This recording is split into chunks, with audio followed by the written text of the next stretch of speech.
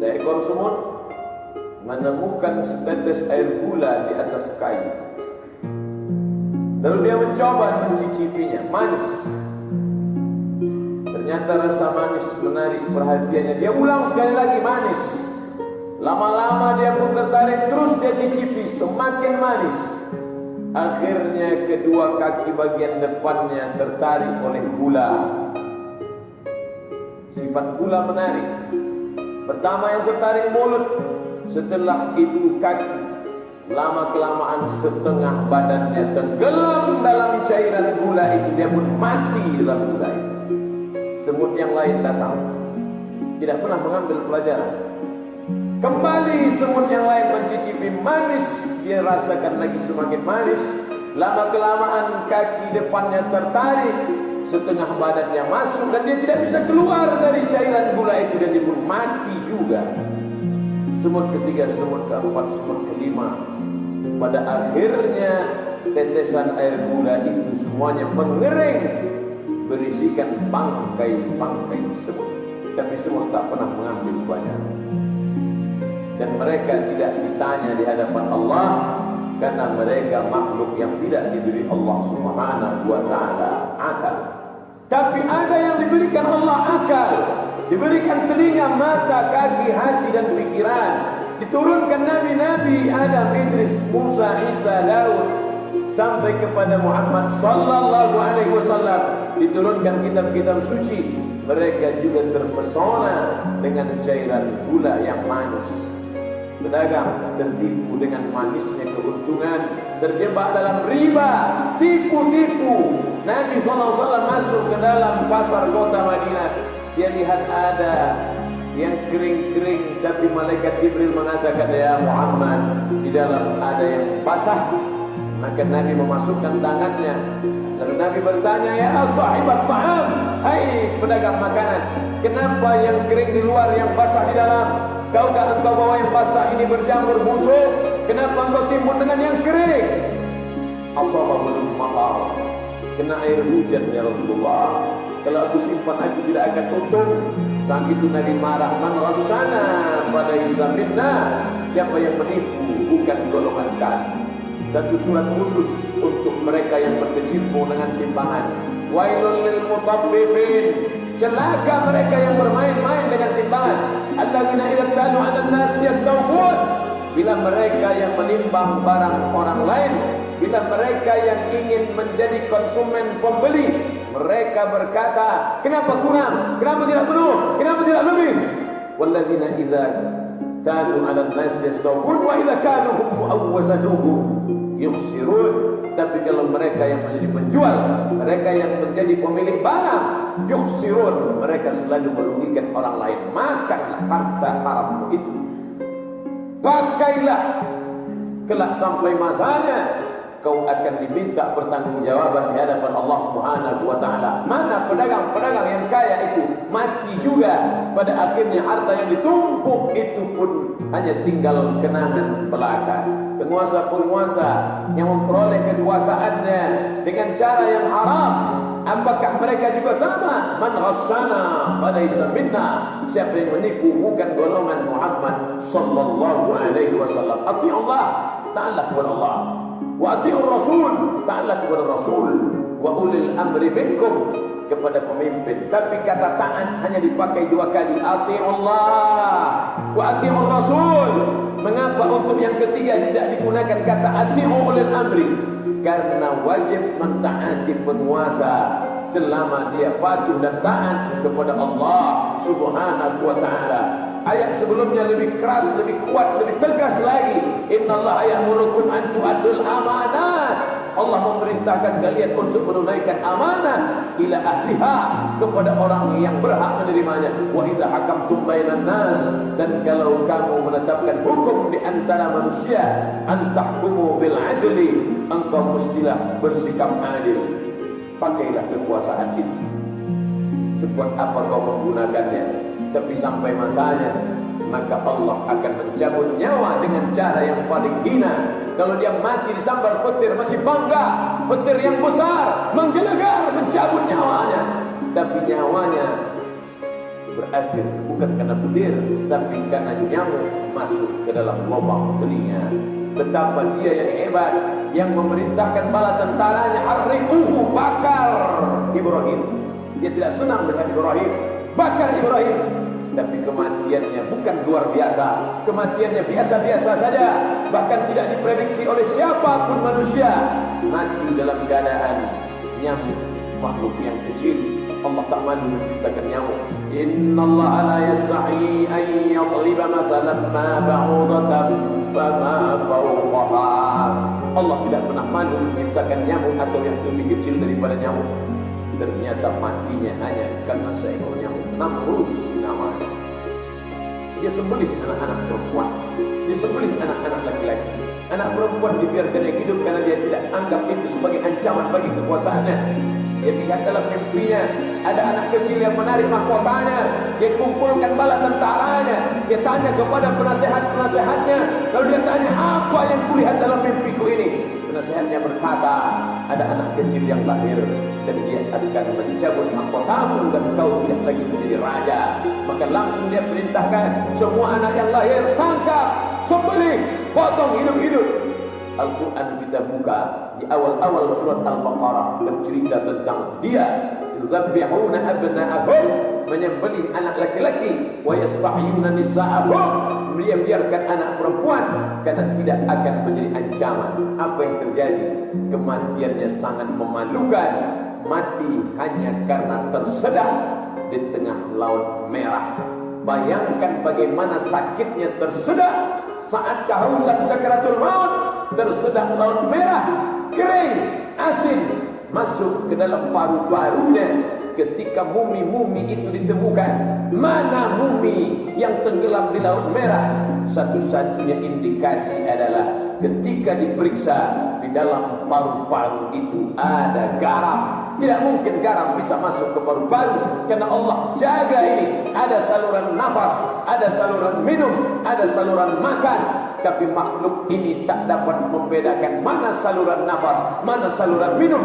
Masuk air garam laut merah ke dalam paru-parunya, mati dalam keadaan tersedak. Falamma adrakahul gharaqu, tapi Allah ingin abadikan jasadnya. Allah katakan dalam Al-Quran, al-yawma nunajjika bibadanika, hari ini kami selamatkan engkau bibadanika, dengan badanmu, jasadmu kau utuh sampai hari ini 2017. Jasadnya masih berbujur kaku di Museum Tahrir Square, kota Kairo, di tepi Sungai Nil, menjadi saksi yang dulu mentertawakan anak-anak.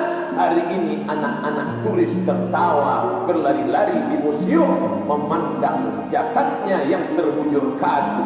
Orang-orang yang sombong perlu melihat ini. Siapa dia? Fir'aun. Makamnya menjadi satu dari 7 keajaiban dunia. Tapi apa yang dia rasakan? Tentulah sampai hari ini wajahnya menceritakan kesakitan yang luar biasa. Tapi semut-semut tak pernah mengambil iktibar pelajaran. Tipu-tipu, bohong-bohong, dusta-dusta. Isma syi'ta, hidup sesuka hatimu. Kau mau jadi Fir'aun, silakan. Kau mau jadi Namrus, silakan. Kau mau jadi penipu, pencurang, silakan. Fa in syi'ta, kalau kau mau sesuka hatimu, silakan. Fa innaka mayyit, tapi ingat, kau akan menjadi mayat, kau akan jadi bangkai yang bergelimpangan, hanya akan menjadi santapan cacing tanah. Ketika semua makhluk-makhluk yang hidup ini menjadi tanah, dari tanah kembali kepada tanah, tanaman yang kuntum, mekar, harum, semerbak, tak lama menjadi kuning. Setelah itu layu dan mati, kembali kepada tanah, tumbuh tanaman yang baru. Anak kambing berubah menjadi induk kambing. Induk kambing mengandung, melahirkan anak kambing. Induk kambing disembelih, mati, dari tanah kembali kepada tanah. Dan mereka tidak pernah diminta pertanggungjawaban atas apa yang pernah mereka lakukan. Tapi kita sudah terlanjur jadi manusia. Kita tidak pernah memilih. Ini pilihan Allah, ini kemuliaan. Laqad karramna bani Adam, kami muliakan anak cucu keturunan Adam, ala katsirin minal khalqi, daripada makhluk-makhluk yang lain. Wa faddalnahum tafdila, kami muliakan mereka. Oleh sebab itu dikatakan jamaah Jumat yang dimuliakan Allah, bukan manusia yang memuliakannya. Hai Tuhan yang amat berhormat, hai yang dipertuan agung, hai orang yang dimuliakan. Bukan, Allah yang memuliakanmu, Allah yang memuliakanmu. Laqad khalaqnal insana fi ahsani taqwim. Tapi jangan lupa, ada masanya. Summa radadnahu asfala safilin. Kami balikkan dia ke dalam yang paling asfala safilin, terendah di antara yang rendah. Ini ujian hidup, menguji kualitas iman.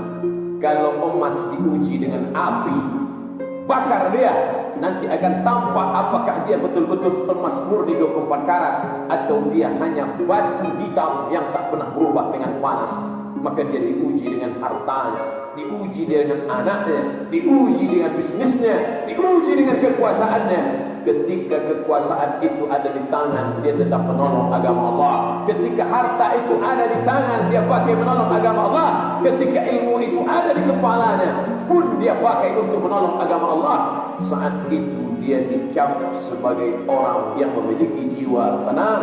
Tenang dalam keadaan senang, tenang dalam keadaan susah, tenang dalam keadaan sempit, tenang dalam keadaan lapang. Allah panggil dia sebagai tamu-tamu terhormat. Ya ayyatuhan nafsul mutmainnah, wahai jiwa yang tenang, irji'i, kembali. Kita tidak datang ke kampung yang baru, akan datang ke sebuah kota, kita tidak tahu tinggal di mana, hotelnya apa, tinggal berapa lama, siapa yang menjamin kita, apakah ada yang mengawal kita, merasa cemas. Tapi kita tidak datang ke kampung yang baru. Irji'i, kembalilah, kembali ke kampung halamanmu yang asli. Ini perantauan saja, sampai masanya visamu habis, kau akan kembali ke kampung halaman. Irji'i, kembalilah. Kemana aku kembali? Ila rabbiki, kepada Rabb Allah, radiyatan mardiyah. Allah dalam keadaan ridha kepadamu, jiwamu pun ridha kepada Allah. Tiap pagi kita katakan raditu billahi rabba, aku ridha kepada Allah, maka ikutilah aturan Allah. Allah katakan haram, jauhi. Allah katakan baik, dekati. Allah katakan baik, datangi. Allah katakan haram, maka tinggalkan. Tidak lagi ada berpikir aku ingin taubat, tapi aku ingin berbuat baik, tapi karena di sanalah syaitan bermain. Alladzi yuwaswisu fi sudurin nas. Nanti kalau kau tidak ambil, kau akan rugi. Kalau tidak kau ambil, anakmu akan susah. Kalau tidak kau ambil, rumahmu tidak akan jadi. Kalau tidak kau ambil, mobilmu tidak akan berganti. Kalau tidak kau ambil, istrimu tidak akan bahagia. Kalau tidak. Alladzi yuwaswisu fi sudurin nas minal jinnati, dari kalangan setan, wan nas, sahabat kita, tetangga kita, kerabat kita, menjerumuskan kebanyakan dalam neraka jahanam. Wa in tuti' aktsara man fil ardi, kalau kau ikut kebanyakan orang, yudilluka an sabilillah, mereka hanya akan menyesatkanmu dari jalan-jalan Allah Subhanahu wa taala. Sampai hari ini Sungai Siak, Sungai Kampar, Sungai Indragiri dan Sungai Rokan menjadi saksi 4 besar sungai di negeri bumi lancang kuning. Apa yang kita lihat di tepi-tepian sungai ini? Itu rumah tuan, itu rumah datuk, itu rumah tengku, itu rumah wan, itu rumah bangsawan, itu rumah orang kaya. Tapi semuanya ditinggalkan. Tinggal rumah-rumah lapuk yang dimakan rayap, tinggal rumah-rumah besar. Tidak lagi ada mau tinggal orang di sana, hanya ditumbuhi lumut-lumut. Tapi masih ada tuan-tuan yang berjasa, didirikannya masjid, disekolahkannya anaknya. Sampai hari ini pondok pesantren tempat mendidik agama, anak-anak mengaji Al-Quran, mereka dikenang sepanjang masa. Masjid Raya Riau masih tegak berdiri sampai hari ini. Kita memang tidak di masjid kerajaan, tapi ternyata setelah berubah menjadi NKRI, Negara Kesatuan Republik Indonesia, pejuang-pejuang bangsa ini masih tetap cinta dengan agama. Mana buktinya? Hari ini kita melaksanakan sholat Jumat di masjid, bukan masjid kerajaan Siak Sri Indrapura, tapi masjid di komplek perkantoran Dewan Perwakilan Rakyat, menunjukkan kepada Allah Ta'ala atas berkat rahmat Allah, negeri ini merdeka. Atas teriakan Allahu Akbar, negeri ini tetap dicurahkan rahmat Allah. Maka kita tidak ingin semua itu rusak. Ini bukan anti kebinekaan, ini bukan untuk mengajak orang menjadi eksklusif, ini bukan mengajak untuk membenci kepada orang lain. Ini adalah ajakan membangun kesadaran beragama kepada umat yang sudah bersaksi asyhadu an la ilaha illallah wa asyhadu anna muhammadan rasulullah. Pengucapan syahadat bukan hanya sekedar di ujung lidah, di tepi bibir. Pengucapan syahadat bukan sekedar kata. Pengucapan syahadat bukan sekedar bahasa. Pengucapan syahadat berpengaruh dari pola pikir, mindset, otak, cara berpikir, memandang hidup hanya sebagai tempat persinggahan. Setelah ini apa yang akan kita petik, apa yang kita semai, apa yang kita tanam, itu yang akan kita petik menghadap Allah Subhanahu wa taala. Sedangkan padi ditanam, tumbuh juga rumput. Kononlah rumput itu yang disemai takkan pernah tumbuh padi di taman. Oleh sebab itu maka berpikir sesaat, al-tafakkur sa'ah khairun min qiyamil lailah. Berpikir sejenak, berpikir sesaat lebih baik daripada tahajud sepanjang malam. Ada orang yang tahajud sepanjang malam tadi malam karena malam Jumat, dia baca surah Al-Kahfi, dia baca surah Yasin, setelah itu dia merasa sebagai penghuni surga. Bukan itu yang terbaik. Kau rasakan dirimu sebagai penghuni neraka lebih baik daripada kau merasa dirimu penghuni surga. La yadkhulul jannah, tak masuk surga man kana fi qalbihi, siapa yang dalam hatinya mithqal habatin min khardal min kibrin, ada sombong sebesar biji sawi. Hari ini kita sedang merenung sejenak, berapa sudah nikmat yang diterima, nikmat nafas, nikmat mata, nikmat telinga, berapa tetes darah yang sudah dicuci buah pinggang, berapa hembusan nafas, apa yang akan kubayar kepada Allah Subhanahu wa taala? Sanggupkah 2 rakaat salat Jumat ini membahas nikmat Allah? Sanggupkah semua yang kita lakukan ini kita bawa sebagai bekal menghadap Allah? Lebih banyak tidur daripada ibadah, lebih banyak kerja daripada ibadah. Sampai-sampai di siang Jumat yang mestinya mendengarkan khutbah Jumat pun kita tertidur juga. Tak ada yang lebih hebat lagi daripada itu. Kalau ada orang tertidur di waktu yang lain, masih ada kesempatan beribadah. Tapi dalam ibadah itu pun juga melelapkan mata. Tak ada yang lebih hebat daripada itu. Apa yang akan kita bawa menghadap Allah Subhanahu wa taala? Sampai masanya tak lagi dapat dibela oleh harta. Hari ini hartamu banyak, kau bayar pengacara per jam, per menit, per detik kau bayar. Dia akan bela karena kau tidak mengerti hukum. Dia akan bacakan pasal-pasal. Tapi sampai masanya harta tak lagi bermakna. Yauma la yanfa'u malun, hari itu harta tak bisa menolong, wala banun, anak tak bisa membantu. Yauma yafirul mar'u min akhihi, saudara kandung akan lari, wa ummihi wa abi, ibu kandung pun tak bisa menolong anak yang dia kandung 9 bulan 10 hari, meregang nyawa dia lahirkan, tapi tak bisa dia tolong di hadapan Allah. Ayah yang berkering peluh keringat, tetes mata dan darah menetes, tapi tak dapat menolong di hadapan Allah. Wa sahibatihi istri wa bani, anak-anak buah hati belayan jiwa tak dapat menolong.